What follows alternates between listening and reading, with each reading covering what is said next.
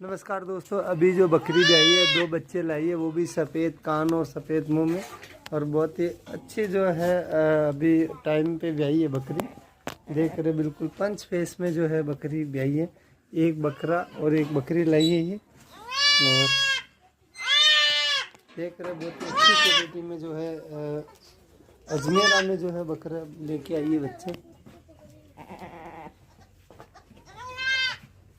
और गर्म पानी करके जो है थन जो है वो धो रहे हैं।